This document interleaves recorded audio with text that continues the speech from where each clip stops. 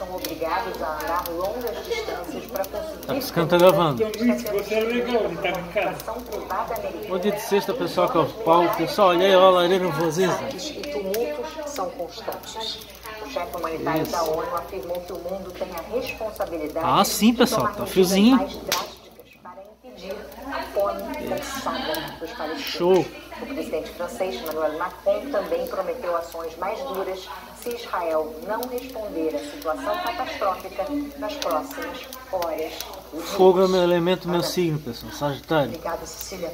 Eu gosto de fogo. A Polícia Rodoviária Federal apreendeu essa noite 160 quilos de cocaína na BR-262. Abraço a todos, beijo no coração, ótima sexta-feira.